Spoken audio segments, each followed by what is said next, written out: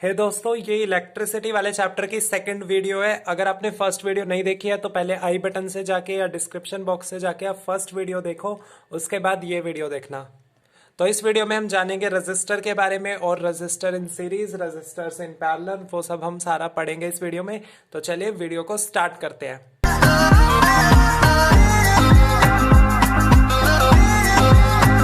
तो दोस्तों, आप जैसे कि पिक्चर में देख सकते हैं कि रजिस्टर कैसा दिखाई देता है। तो आपने आई एम श्योर देखा होगा किसी ना किसी इलेक्ट्रॉनिक डिवाइस में रजिस्टर को। तो रजिस्टर एक इलेक्ट्रॉनिक कंपोनेंट है जो क्या करता है, करंट के फ्लो को कम करता है। करंट का फ्लो जो है उसको रिड्यूस किया जाता है और जिसको हम रेजिस्टेंस भी बोलते हैं। तो अब रजिस्टर दो तरह से कनेक्ट होते हैं, एक तो सीरीज में और एक पैरेलल में। आप जैसे कि फिगर में देख सकते हैं कि जब R1, R2, R3 कनेक्ट होते हैं तो ऐसे एंड टू एंड से कनेक्ट होते हैं तो उसको बोला जाता है रजिस्टर इन सीरीज। और जब वो ऊपर नीचे कनेक्ट होते हैं तो हम बोलते हैं पैरेलल। ठीक है, जैसे मैं यहाँ पे बना के भी दिखा देता हूँ, जैसे कि R1, R2 एंड R3 ऐसे लाइन वाइज अगर एंड टू एंड ये कनेक्ट होते हैं तो हम बोलते हैं सीरीज में कनेक्ट है। और अगर मान लो ये A पॉइंट है और ये B पॉइंट है, तो अगर ये कुछ इस तरीके से कनेक्ट होते हैं तो हम बोलेंगे कि ये जो है पैरेलल में है, क्योंकि देखो ये एक दूसरे के बिल्कुल पैरेलल है ना, ऊपर नीचे। और अगर साथ साथ होते हैं तो वो होता है सीरीज में कनेक्ट होना। ठीक है, अब आपको एक चीज याद रखनी है कि जब आप फॉर्मूले से रेजिस्टेंस कैलकुलेट करोगे न्यूमेरिकल में, तो आपका सीरीज में फॉर्मूला होता है R यानी resistance is equals to R1 plus R2 plus R3। ये सीरीज के लिए फॉर्मूला है। और अगर आपको पैरेलल में निकालना है तो आपका फॉर्मूला रहेगा 1/R is equals to 1/R1 plus 1/R2 plus 1/R3, यानी कि फ्रैक्शन में हो जाएगा ये पैरेलल के लिए। ठीक है, तो ये फॉर्मूला आप लिख सकते हो रेजिस्टेंस कैलकुलेट करने का in series and in parallel. अब आप सोच रहे होंगे कि ये क्या चीज होती क्या है, रेजिस्टर इन सीरीज पैरेलल, ये है क्या चीज। तो देखो, जैसे कि दिवाली की जो लाइट्स होती है वो हमेशा सीरीज में कनेक्ट होती है ना, एक बल्ब जैसे आप देख रहे हो, फिर दूसरा तीसरा ऐसे लाइन वाइज कनेक्ट होते हैं, तो वो होता है सीरीज का एग्जाम्पल। पैरेलल का एग्जाम्पल होता है, ये हमारे घर पे यूज होता है रजिस्टर इन पैरेलल, जिसमें क्या होता है हर एक डिवाइस अलग अलग स्विच से कनेक्ट होता है। ठीक है, तो आपको ये पूछा जाता है कि डोमेस्टिक सर्किट में यानी कि घर में हम कौन सा यूज करते हैं, तो आपने लिखना है रजिस्टर इन पैरेलल जो है वो घर पे यूज किया जाता है। और इसके बहुत सारे फायदे हैं, इसीलिए हम इसको घर पे यूज करते हैं। और नुकसान किसके होते हैं, सीरीज के बहुत सारे नुकसान हैं। तो पहले हम जानते हैं कि क्या एडवांटेज है पैरेलल के। तो देखो, सबसे पहला पॉइंट आता है in case resistor connect in parallel, तो अगर एक device stop working due to some defect तो other device will not stop working. सबसे बड़ा फायदा ये होता है जब हम रजिस्टर को पैरेलल में कनेक्ट करते हैं कि अगर एक डिवाइस काम करना बंद कर दे किसी रीजन से तो बाकी सारे चलते रहेंगे। जैसे आपने हमारे घर पे देखा होगा अपने घर पे कि अगर टीवी खराब होता है तो हमारा फ्रिज है जो और इलेक्ट्रॉनिक अप्लायंसेज है वो चलते रहते हैं। अगर टीवी वाली वायर में प्रॉब्लम आई है तो टीवी नहीं चलेगा, फैन भी चल रहा है, एसी भी चल रहा है, बाकी सारे इलेक्ट्रिक अप्लायंसेज वर्क करते रहते हैं। बट सीरीज में देखो, अगर आपसे पूछे कि क्या नुकसान है, तो सीरीज में देखो अगर एक डिवाइस खराब हो जाता है, मान लो एक एलईडी आपकी खराब हो जाती है उसकी लाइट्स की, तो बाकी सारी भी आगे की चलनी बंद हो जाती है। यानी कि सीरीज में ये नुकसान है कि अगर एक डिवाइस खराब हो जाता है तो बाकी सारे भी खराब हो जाते हैं काम करने। दूसरा हमें ये बेनिफिट होता है पैरेलल में कि हर एक डिवाइस का अलग से स्विच होता है। टीवी अलग स्विच से चलेगा, फैन अलग स्विच से चलेगा, एसी अलग स्विच से चलेगा, हमारा जो गीजर है वो अलग स्विच से चलेगा, ओवन के लिए अलग स्विच। हर एक चीज के लिए, हर एक इलेक्ट्रॉनिक अप्लायंस के लिए हमारे पास सेपरेट स्विच होता है, जबकि सीरीज में ऐसा नहीं होता। जो वो लाइट होती है उसका आपने देखा होगा एक ही स्विच होता है, तो सीरीज में क्या होता है सारे डिवाइस एक ही स्विच से कनेक्ट है, तो चाहे तो वो सारे ऑन रहेंगे चाहे एक टाइम पे ऑफ रहेंगे। तो ये भी नुकसान है वहां पे, बट पैरेलल में यही हमें बेनिफिट है कि हर डिवाइस का अलग अलग सेपरेट स्विच होता है। थर्ड पॉइंट आता है कि इन केस ऑफ पैरेलल हर एक डिवाइस को सेम अमाउंट ऑफ करंट मिलता है, यानी कि सबको बराबर करंट मिलता है जब हम उन्हें पैरेलल में कनेक्ट करते हैं। पर सीरीज में क्या होता है, जैसे सीरीज में आपने कनेक्ट किया हुआ है तो सीरीज में क्या होएगा, जो पहले वाला यहाँ से अगर करंट आ रहा है तो इस डिवाइस को ज्यादा करंट मिलेगा, आगे वाले को थोड़ा कम, उससे कम आगे वाले को और कम, तो कम कम होता रहता है करंट, जिसमें कि शॉर्ट सर्किटिंग होने के चांसेस बहुत ज़्यादा होते हैं, फ्यूज होने के चांसेस बहुत ज़्यादा होते हैं। बट पैरेलल में सबको इक्वल अमाउंट ऑफ करंट मिलता है। फोर्थ एडवांटेज भी यही है इससे ही सिमिलर कि इसमें सबको सेम पोटेंशियल डिफरेंस मिलती है। पोटेंशियल डिफरेंस भी हर एक डिवाइस को सेम मिलती है पैरेलल में, बट सीरीज में ये भी चेंज होती है। तो वो भी उसकी एक ड्रॉबैक है। तो जो जो हमने इसके फायदे पढ़े हैं उसके अपोजिट पॉइंट आपके नुकसान बन जाएंगे सीरीज के।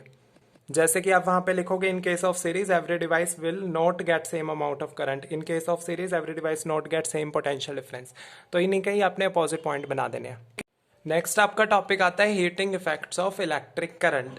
तो heating effect of electric current क्या होता है कि जब भी आपने देखा होगा कि हम कंडक्टर में से करंट को पास करते हैं तो वो चीज़ ना गर्म हो जाती है। जैसे मैंने आपको स्टार्टिंग में भी बताया था, हम फ़ोन को काफ़ी देर तक चार्जिंग में लगाते हैं तो फ़ोन गर्म हो जाता है।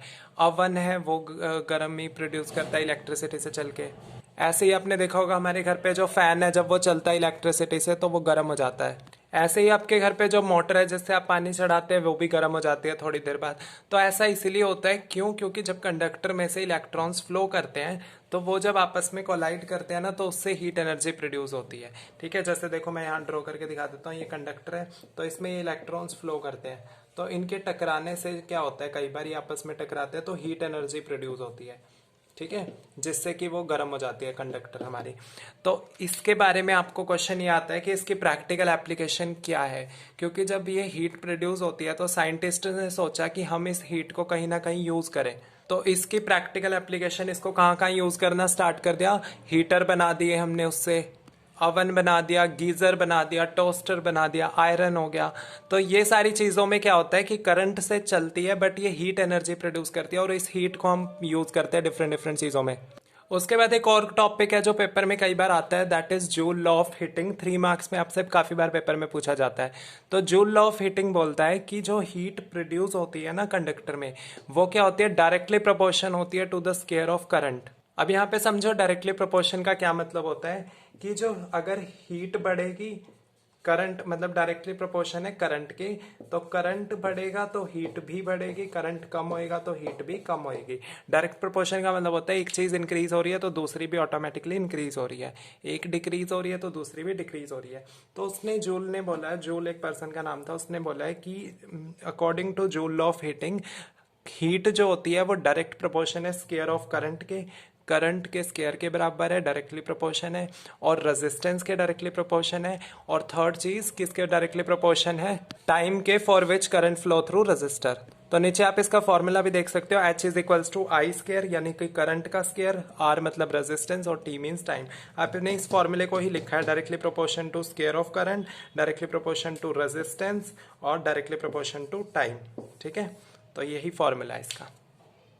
उसके बाद आती है practical application of heating effect of electric current. जैसे हमने पढ़ा कि जितने भी आपके डिवाइस है, टोस्टर, अवन, गीजर और आपका माइक्रोवेव हो गया, आयरन, ये सारी चीज़ों में हमारा heating effect of electric current use होता है।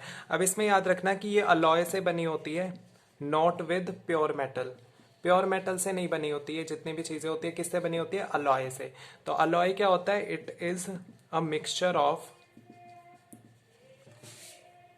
of two or more metals और नॉन मेटल्स। ये भी आपने 9th क्लास में पढ़ा था कि अलॉयज क्या होते हैं, 2 और मोर मेटल्स और नॉन मेटल्स को मिला के बनते हैं। ठीक है, तो अलॉय को इसलिए यूज किया जाता है बिकॉज इनका जो हाई मेल्टिंग एंड। लास्ट में एक छोटा सा टॉपिक आता है इलेक्ट्रिक पावर का। उससे पहले अगर आपने अभी तक वीडियो को लाइक नहीं किया तो जल्दी से जाके लाइक करें, चैनल को सब्सक्राइब करें और कमेंट करें, और वीडियो को जितना भी हो सके शेयर करें अपने बाकी फ्रेंड्स के साथ। तो चलिए स्टार्ट करते हैं, इलेक्ट्रिक पावर क्या होता है। आपने 9th क्लास में भी पढ़ा होगा कि इलेक्ट्रिक पावर क्या होता है, it is defined as rate of doing work, कि जब हम कोई काम करते हैं उसके रेट को हम पावर बोलते हैं, जिस स्पीड से हम वो काम करते हैं। तो आपने एक फॉर्मूला पढ़ा था कि पावर का जो फॉर्मूला होता है वर्क अपॉन टाइम होता है। तो इस क्लास में वो फॉर्मूला तो है ही है, उसके साथ आपके 2 फॉर्मूले और आ गए। Power is equals to V और आई, वी मतलब कि पोटेंशियल डिफरेंस, आई मतलब कि करंट, और एक ये फॉर्मूला है और एक ये फॉर्मूला है। तो आपको ये सारे याद करने पड़ेंगे अब न्यूमेरिकल के लिए। और एक और चीज़ याद रखनी है कि पावर की ऐसा यूनिट होती है वोट, ये आपने पिछले साल भी पढ़ा था। और अगर हमारे पास पावर ज़्यादा क्वांटिटी में होती है तो आपकी ऐसा यूनिट होती है किलो वोट। और आपको शायद याद होगा कि 1 kilowatt per hour is equals to 3.6 into 10⁻⁴ joule होता है। ठीक है, आपको वीडियो अच्छी लगी हो तो चैनल को सब्सक्राइब करें और वीडियो को लाइक एंड कमेंट करें और शेयर करें अपने बाकी फ्रेंड्स के साथ। और हमें इंस्टाग्राम पे DM करके भी आप अपने डाउट्स पूछ सकते हैं। और लाइव क्लासेस के लिए हमसे कांटेक्ट कर सकते हैं। Thanks for watching.